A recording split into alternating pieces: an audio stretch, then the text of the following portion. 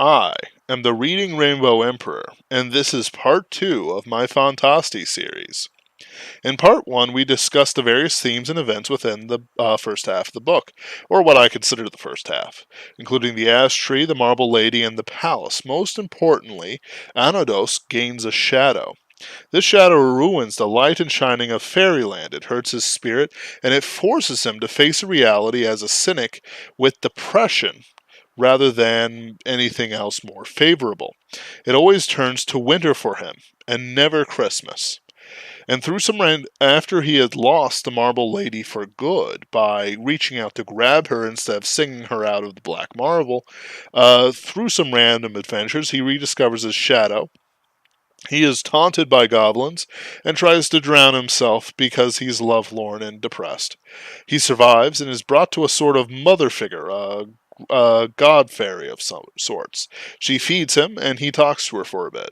He decides to enter some doors to uncover their secrets, and he meets some reminders, his brother's death, what happened to the lady he loved, and he is toured through his family tombs. Now, each of these is a sort of reminder of death of some part of himself. The mother life figure cures him of his romanticism. And he is always dramatic, because that's just his character, but he's never like he was before. He never sort of springs back into love, and he becomes reliant on himself rather than others. He's always a bit dramatic and romantic, but that's more of his own person, if you see.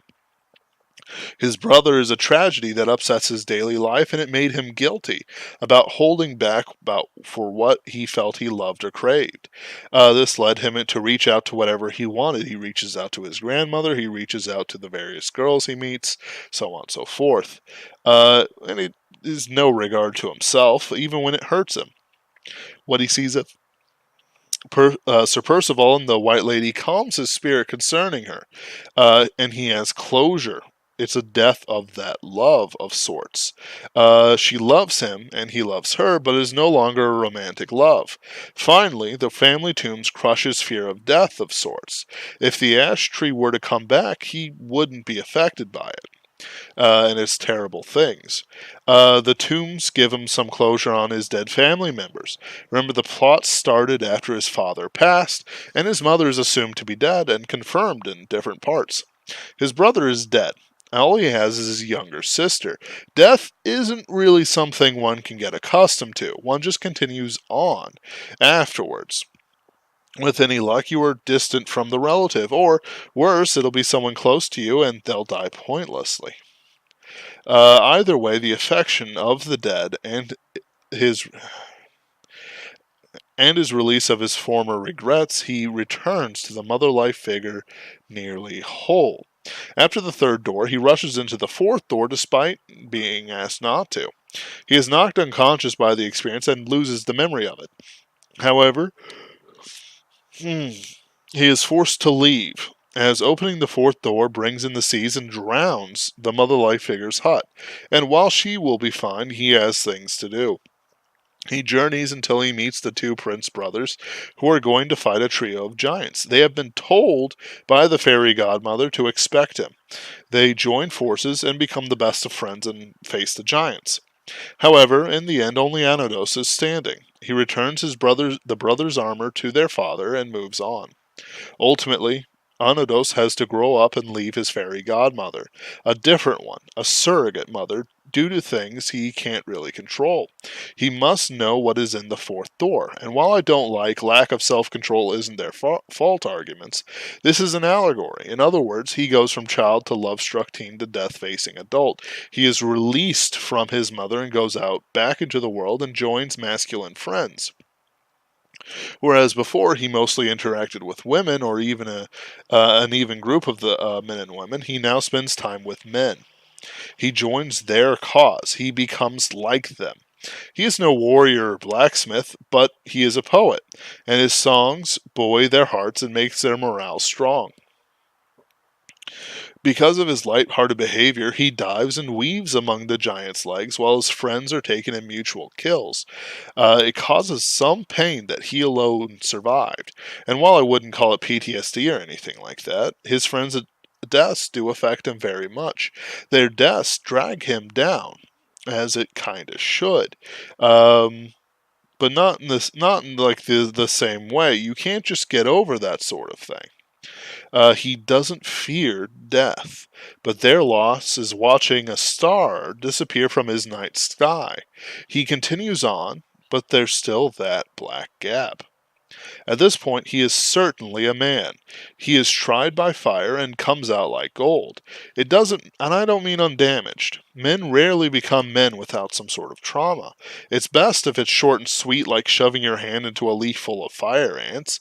It hurts bad any way you cut it, but but long and slow can trip a man up just the same. He might not be able to have that separation between himself and his previous bed.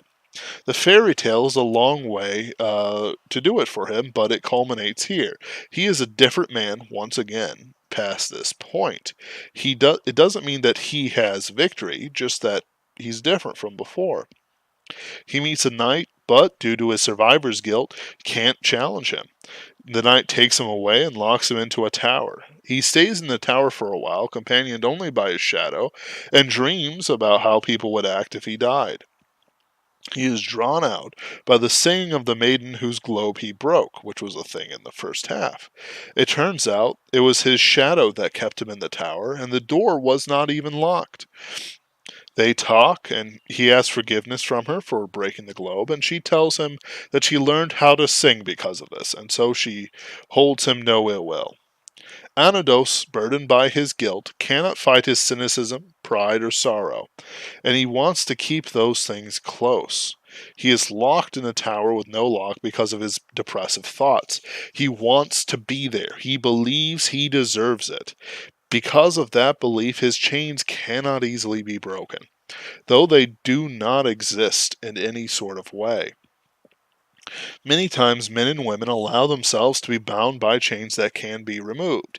Exercise, talk, facing your fears, so on and so forth, can conquer what is there. It is an enemy, sometimes physical, sometimes spiritual. You cannot really win it with pride and rage. You win it by allowing yourself to win.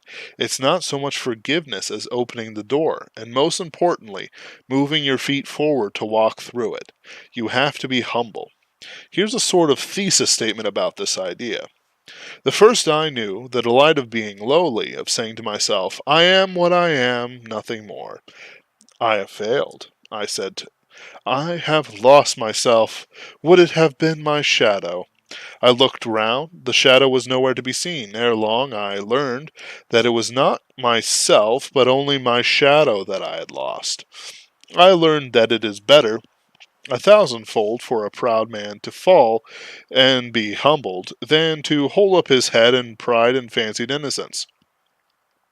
I learned that he will be I learned that he that will be a hero will barely be a man, that he that will be nothing but a doer of his work is sure of his manhood.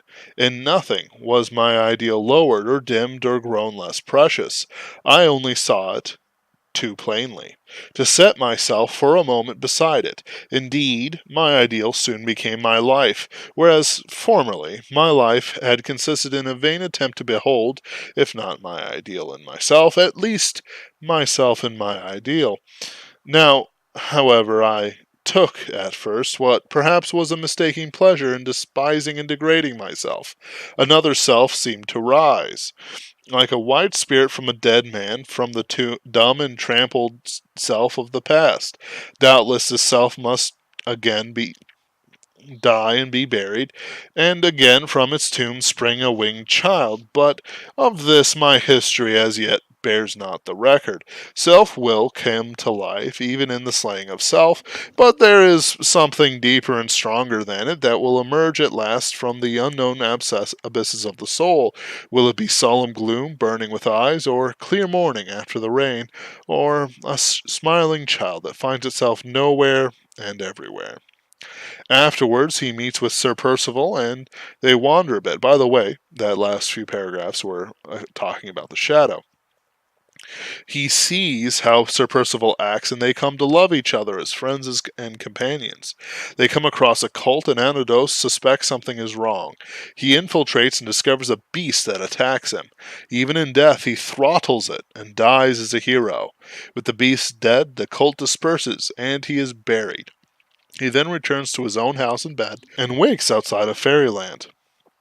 Ultimately, the only experience he lacked so far was a surrogate father, and Sir Percival fulfills that need. He shows him how a man should act and how kindness should be shown. Sir Percival is a powerful knight who fights evil and shows love to those around him. He weeps over wounded children and blesses them with his knightly blessing. He fights and captures dragons. He slew the ash tree. In the end, though, he is deceived by the cult and the alder, and thinks that the cult is merely some religious gathering. Anodos sees through the cult. He is more experienced with subtle evil, and reveals, conquers even, the evil that comes out to defend it. While many evils are subtle, nearly all are defended by something physical. It could be dependency or hunger. It could be a guard, a policeman, or a mob. It could be anything. But it will make fighting that evil costly. Being good is not free all the time. It's free to give change to a beggar of sorts. You can pick up the change that you are willing to part and give it to him. Nobody's going to criticize you for that. Except sometimes people do.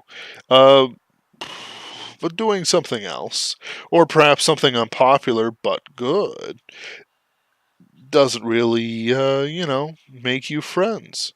Now, this is fairly universal, but I've noticed this affects men more than women in things like personal testimony stories in real life. There is some beast to overcome before the evil is conquered. The shadow didn't die when he overcame the giant or when he left the tower. It was well and truly gone only when he was lowered to the grave after fighting the beast. But even in glorious deathly victory, the feeling never quite goes away for Anodos. Even yet, I find myself looking around sometimes with anxiety to see whether my shadow falls right away from the sun or no.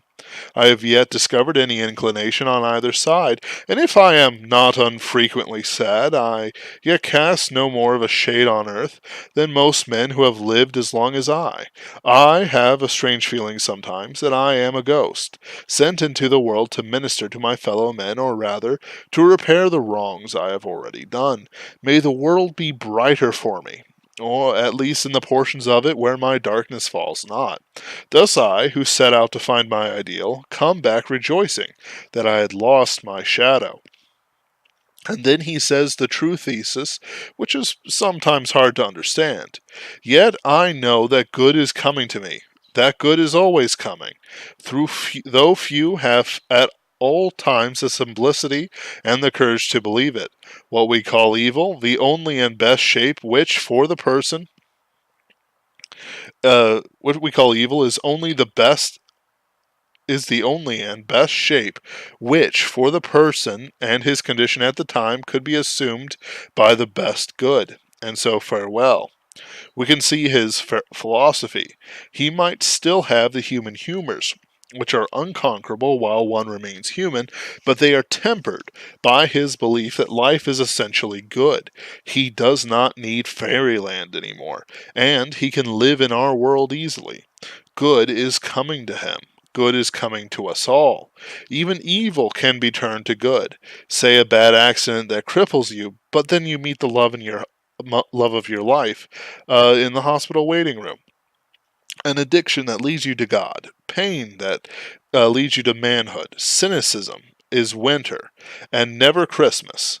That good at the end of that tunnel is Christmas, Aslan coming, and all that glorious good stuff. We should all seek the good, even in the evil circumstances surrounding us. Thank you for joining me on this two-part review of Phantastes. It's a deep work, full of goodness, and it's one of those things I plan on giving my kids, especially a son, to show something that rebukes modern cynicism and depression, which even 160 or more years ago was a problem. Not per se that chemical imbalances that happen beyond a man's control, but in the state of the man's internal monologue, his mind. It can be conquered, and there is more than merely this world.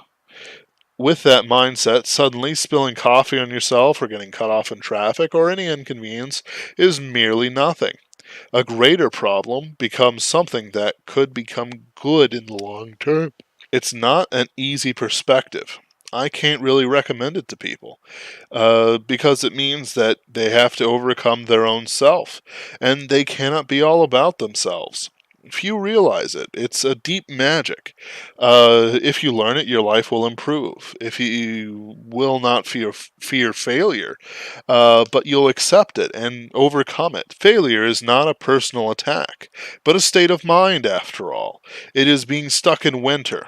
But then the good is oh, no. Failure is not a personal attack, but a state of mind. It's remember, it's winter, then Christmas, and spring after. And I love spring. Please like, comment, and subscribe if you enjoyed this review. I do have a novel writing mentoring course on Fiverr, and you are all wonderful. Link to the book shall be below. And, by the way, it's free. Thank you all for coming. You're all wonderful.